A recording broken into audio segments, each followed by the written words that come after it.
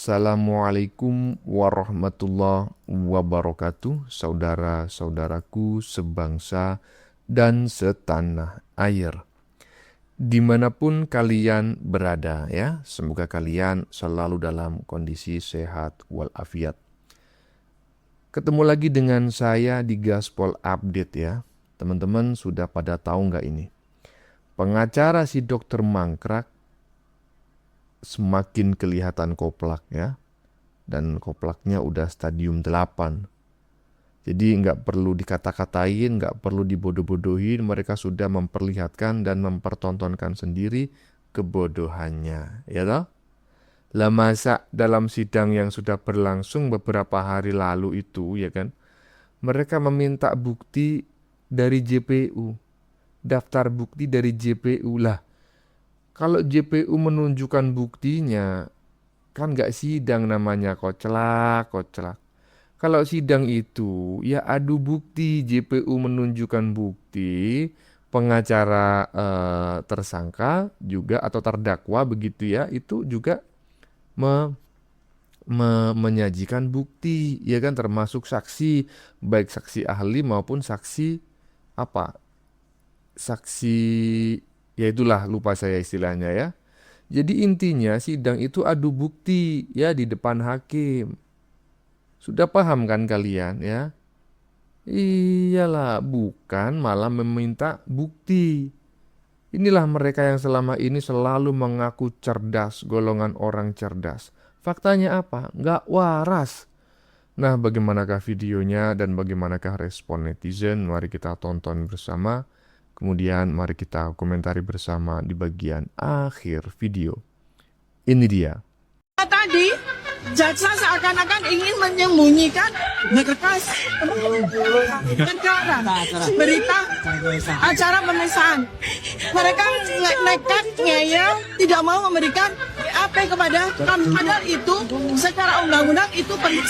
Polisi tidak dipercaya, pengadilan tidak dipercaya. Anehnya, maling panci dan perabotan Kemenpora kalian percaya. Rupanya dunia sudah terbalik, ya guys.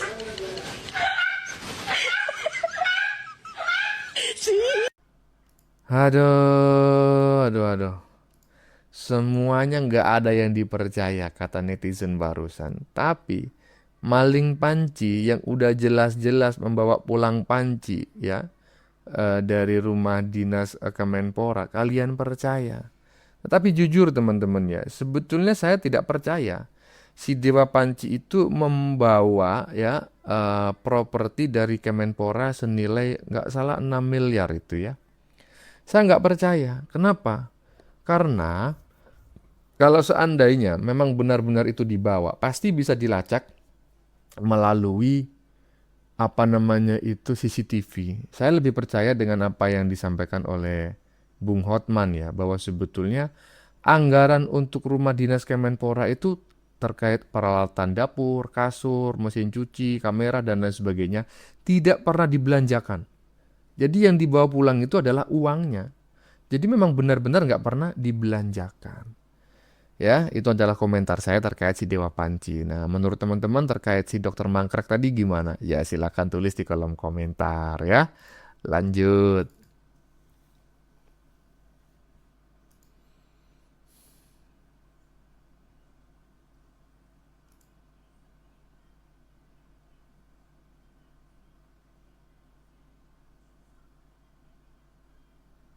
Persidangan sudah dimulai, kini Dokter Tifa ya di sidang kemarin yang belum teman-teman coba tanggapan kalian bagaimana tentang sidang kemarin.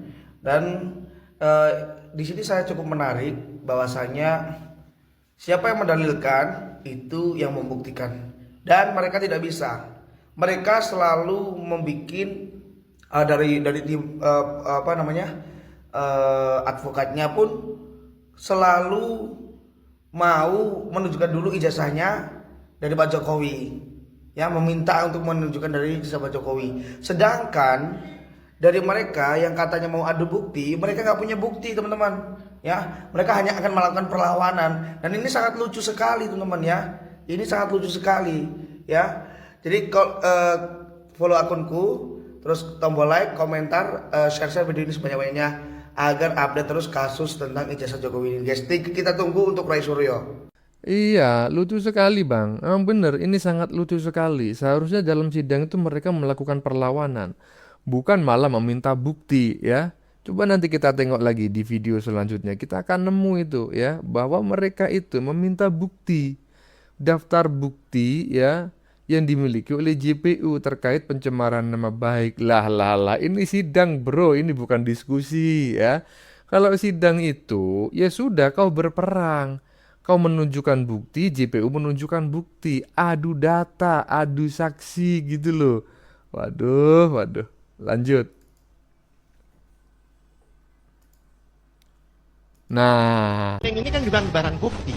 Iya, berarti saudara memerlukan semua dengan daftar barang bukti. Apa Gitu kan? salahnya? Kenapa ada yang disembunyikan? Ada apa ini? Gitu loh. Loh, ya nggak begitu dong Pak konsepnya. Terdakwa biasanya hanya diberi surat dakwaan dari JPU. Kalau PH meminta berkas lengkap beserta bukti dalam berkas, ya tidak mungkin dong Pak. Yang namanya sidang itu ya adu barang bukti. Kalau barang bukti diserahkan ke lawan, ya itu namanya nggak jadi sidang itu. Musyawarah aja. Dong ra, nara dong ayo melaku ngaret ae, ngeribet-ngeribeti. Hah? Saya loh dengan netizen ini. Ya kan, walaupun si tukang ngarit katanya, kalau nggak ngerti nggak dong, wes melo aku aja ngarit ae. Tapi komentarnya itu benar gitu loh, bahwa dalam sidang itu ya adu bukti ya, pengacara klien, pengacara terdakwa dengan si JPU gitu loh.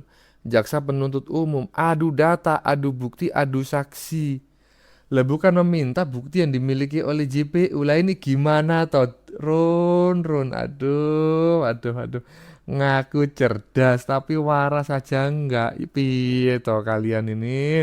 Udah ngarit aja ya sama netizen barusan. Lanjut.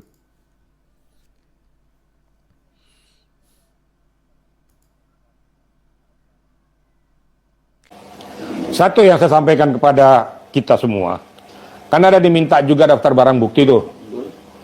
Nah, lucu, geli saya gitu loh, padahal sudah sering bersidang gitu loh. Yang namanya daftar barang bukti itu tidak akan mungkin diberikan kepada kuasa hukum atau siapapun kecuali hakim, karena itu nanti muncul di ajang pembuktian, dihadirkan ini loh bukti-buktinya, ini daftar buktinya, ya, daftar barang buktinya ini semua. Nanti akan diperlihatkan kepada kuasa hukumnya, terdakwa maupun di hadapan hakim. Nah kalau seandainya diberikan ya nanti, daftar barang bukti yang ini kita tutupi, dikonter dan lain sebagainya. Jadi absurd masalahnya. Ayo kita berpikir jernih, kan sudah diatur oleh amanat KUHAP. Kita pura-pura bego gitu loh. Nah ini yang saya sayangkan. Ya mudah-mudahan aja dalam perkembangannya kita lihat aja agenda persidangan berjalan. Dan hakim sudah mengingatkan supaya audiens jangan membuat ricuh gaduh suasana, ya. Jangan sampai mengganggu jalannya persidangan. Masalah barang bukti tolong itu berapa lama sih, berapa kali bersidang sih yang tanya tuh? Harus pakai dong nalar gitu loh. Kok pura-pura bego gitu loh. Namanya daftar barang bukti akan ada di ajang pembuktian nanti diberikan, kecuali materi pokok perkara yang berupa berkas. Tapi dalam daftar barang bukti dan bukti-bukti akan diuji, ingat loh ya, akan diuji di pembuktian nanti, ditunjukkan ini daftar barang buktinya dan silakan counter. Lah kalau sekarang ditunjukin ya ditutup, diapain, dihilangkan dan lain sebagainya kan bisa aja. Loh ya iyalah, emangnya JPU bego, nggak mencermati itu, emangnya hakim nggak paham itu. Paling kan mereka senyum-senyum aja. Dan faktanya kan ditolak itu kan. Nggak diberikan. Dan nggak boleh. Itu loh kira-kira. Jadi mari kita paham hukum. Supaya jangan kita mengkaburkan hukum padahal kita tahu hukum. Ingat loh, masyarakat tuh sudah banyak yang paham hukum, mengerti hukum. Nanti diketawai kita. Ayo aja kita aju bukti. Ajukan segala argumentasimu di ajang sidang nantinya. Nah di situ baru kita lihat kepiawaian kita. Itu loh kira-kira ya. Nah ini gimana gitu ya, jujur aja ya. terlalu keras sekali ya Pak Jenderal ini ketika mengomentari apa namanya itu pengacaranya si Dokter Mangkrak. Tapi menurut saya ya wajar lah, emang harus keras ya. Karena itu orang macam kayak anak TK aja gitu loh. Ya, katanya si Pak Jenderal barusan, advokat Dokter Mangkrak masuk angin. Bukan masuk angin, Pak. Tapi emang koplak, dan koplaknya udah stadium 8. Jadi emang nggak paham ya. Bukan pura-pura bego, ya emang bego stadium 8 itu. Dia nggak ngerti. Saya ragu ya, pengacaranya si Dokter Mangkrak ini berpengalaman dalam beracara. Jangan-jangan dia selama ini tidak pernah beracara, dan dalam setiap beracara dia selalu kalah. Makanya koplaknya kagak ketulungan. Waduh. Lanjut.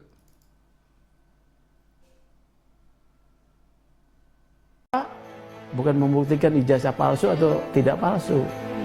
Yang sedang dibuktikan di persidangan ini oleh jaksa adalah perbuatan pencemaran nama baik.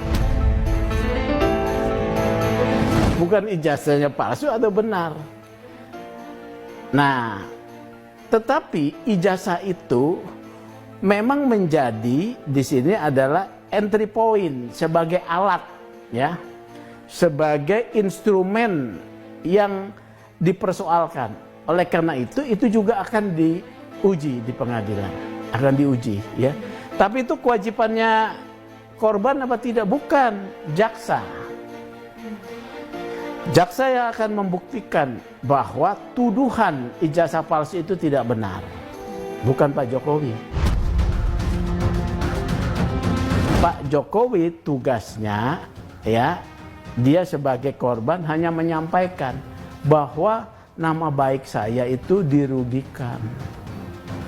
Saya punya ijazah, tunjukkan dong, ya jaksa nanti yang akan menghadirkan. Karena proses itu disita oleh jaksa, jaksa juga telah bukan disita oleh jaksa, oleh polisi ya, dibawa diserahkan kepada jaksa seluruh alat bukti. Jadi saya mau sampaikan perkara ini sangat sederhana. Hakim itu dalam KUHAP kita ya menganut teori pembuktian dalam kaitan untuk penghukuman ya. Hakim harus menjatuhkan pidana atas 2 alat bukti, minimal 2 alat bukti, dan menumbuhkan keyakinan bahwa terdakwa bersalah. Kalau ada alat bukti tapi hakim tidak yakin juga bisa bebas. Inilah independensi peradilan ya, 2 alat bukti. Nanti akan diperiksa apakah seorang korban punya kewajiban untuk membuktikan tuduhannya kepada dia. Saudara Joko Widodo yang adalah presiden ke-7 yang dicemarkan nama baiknya, dikatakan ijazahnya palsu, apakah dia wajib menunjukkan ijazahnya? Jawabannya apa? Tidak.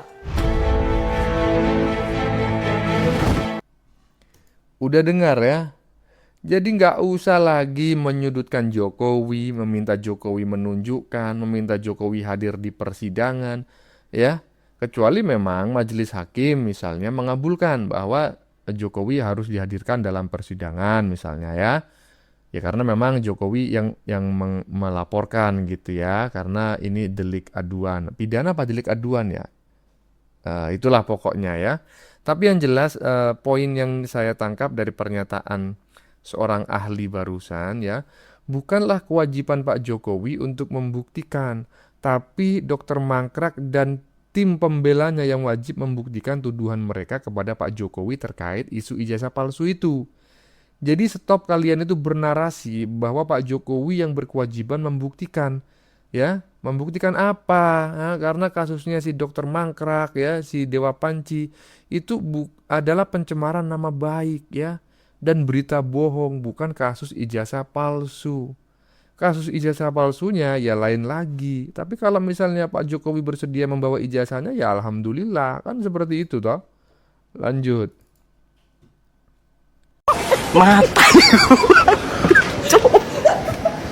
Mata nih Pak. Saya sebetulnya mau ketawa teman-teman ya, tapi jujur aja. Ketawa saya itu menjadi garing ketika ngelihat wajahnya si siluman satu ini. Di Lampung muncul jadi tukang demo, ya kan? Di sidang Dokter Mangkrak dia muncul sebagai hadirin, sebagai penonton dan lain sebagainya. Aduh, emang keren anak abah yang satu ini ya. Kemarin ada di Lampung, sudah pulang ke Jakarta sekarang, sudah hadir di persidangan Dokter Mangkrak demi sebungkus nasi dan uang 50.000 rupiah. Aduh. Bagaimana menurut kalian? Keputusan ada di tangan Anda. Silakan tulis pendapat Anda di kolom komentar, baik Anda yang setuju maupun yang tidak setuju dengan isi konten ini. Sebelumnya saya memohon maaf yang sebesar-besarnya ya, jika dalam penyajian konten ini ada kata-kata yang menyinggung, kurang tepat penggunaannya, atau ada data yang dianggap keliru atau salah. Saya memohon maaf yang sebesar-besarnya. Kita jumpa lagi di lain video. Salam NKRI.